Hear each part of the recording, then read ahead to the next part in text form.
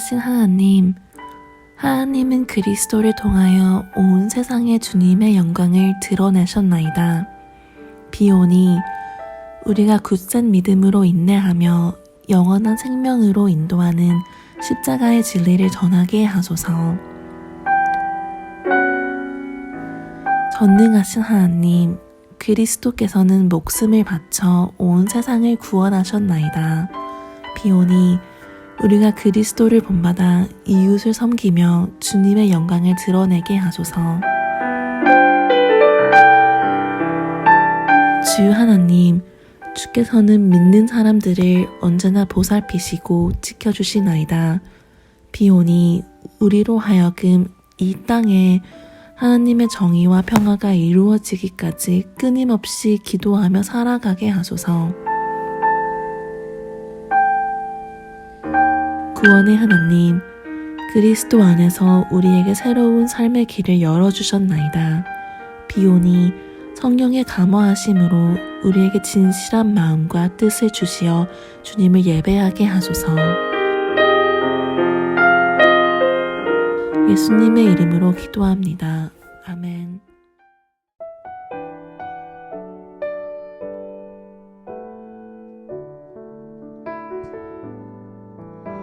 이제는 내가 없고 오직 예수님만 내 안에 살아계신 오직 예수님만 찬양하며 살리라 예배하며 살리라 내 안에 계시는 오직 예수님만 이제는 내가 없고 오직 예수님만 내 안에 살아계신 오직 예수님만 찬양하며 살리라 예배하며 살리라 내 안에 계시는 오직 예수님만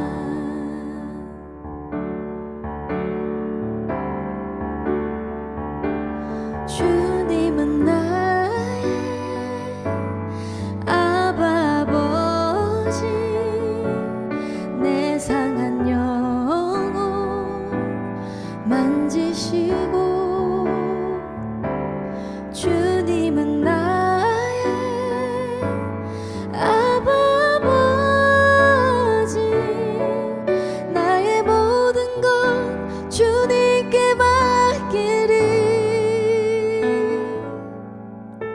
이제는 내가 없고 오직 예수님만 내 안에 살아계신 오직 예수님만 찬양하며 살리라 예배하며 살리라 내 안에 계시는 오직 예수님만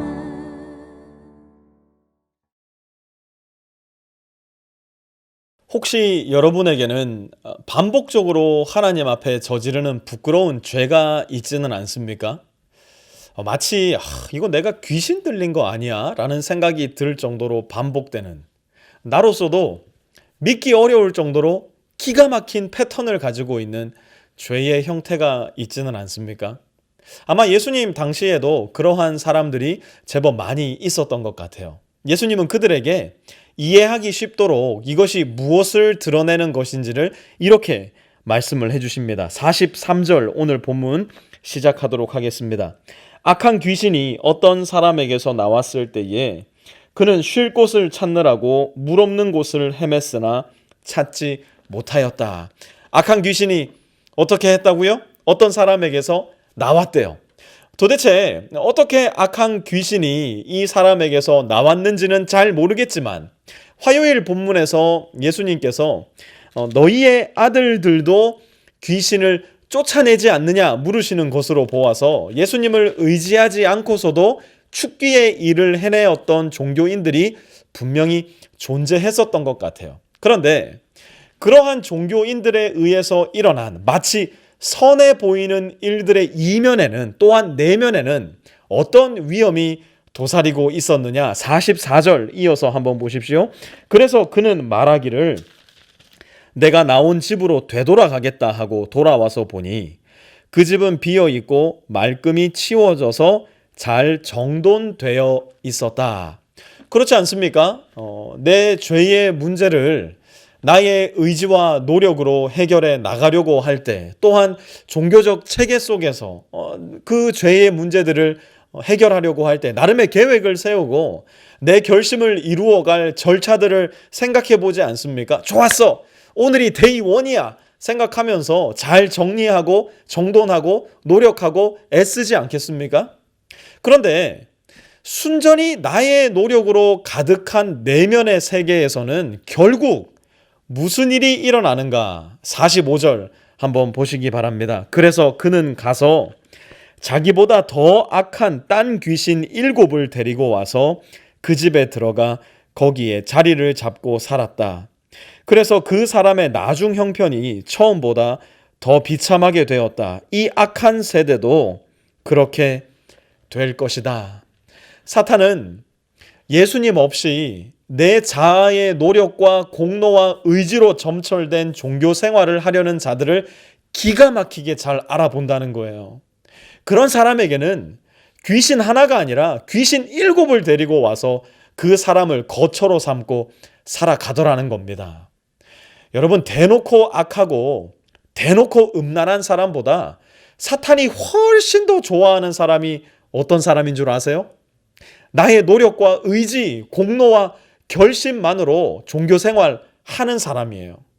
오로지 나의 영광을 위해서 내 잘난 맛에 종교생활 하는 사람들, 겉으로만 거룩과 경건을 꾸미는 사람들, 이런 사람이야말로 사탄의 가장 맛있는 먹잇감이 되더라는 겁니다. 내가 아니라 예수님이 계셔야 돼요. 내가 중심이 아니라 예수님이 중심이 되셔야 돼요. 그래야만 우리는 비로소 예수님 안에서 잘 사는 존재, 하나님 아버지의 자녀된 존재가 될 수 있다는 거예요. 내용은 다르지만 주제는 동일한 말씀이 이어지는데요. 예수님께서 이렇게 말씀하고 계신 그때에 예수님의 가족들이 찾아옵니다. 46절 보세요. 예수께서 아직도 무리에게 말씀하고 계실 때에 예수의 어머니와 형제들이 예수와 말을 하겠다고 바깥에 서 있었다. 예수님의 어머니 마리아를 제외하고 그분의 동생들은 예수님의 부활을 보기 전까지 그 누구도, 단 한 사람도 예수님의 메시아 되심을 믿지 않았었어요. 그럼에도 불구하고 이들은 형과 오빠의 대활약을 사람들의 입을 통해 속속들이 듣고 있었을 거예요. 그래서 이제는 동네의 유명인이 되어버린 형을 찾아온 겁니다. 왜 찾아왔을까요? 형의 그 유명세를 타고 뭐라도 좀 얻을 수 있지 않을까? 형과 함께 우리도 유대 땅에서 제법 유명인 혹은 유명인의 가족이 될 수 있지 않을까? 나름대로 마음의 부푼 꿈을 가지고 나왔을 거예요. 그런데 예수님은요, 그들을 향해서 이렇게 말씀하세요. 48절과 50절 함께 봅니다. 누가 나의 어머니며 누가 나의 형제들이냐? 하늘에 계신 내 아버지의 뜻을 따라 사는 사람이 내 형제요, 자매요, 어머니이다. 여러분, 혹시 아직도 내 어머니와 아버지의 소위 기도발 믿으며 사시는 분 계십니까? 그래도 우리 엄마가 날 위해서 한 기도가 얼만데, 우리 집안이 지금 무려 5대째 기독교 집안인데, 아우, 우리 부모님이 날 위해서 천일 기도를 몇 번을 하셨는데. 사랑하는 빛의 성도 여러분, 이제 그 기도발 그만 좀 내려놓으셔요. 이제 내 부모의 신앙에 편승해서 거저 먹으려는 되지도 않는 꿈에서 빨리 좀 깨어나셔요. 부모님이 아니라 예수님 뭐라고 말씀하셔요? 50절 다시 한번 봐보셔요. 하늘에 계신 내 아버지의 뜻을 따라 사는 사람이 곧 내 형제요, 자매요, 어머니이다.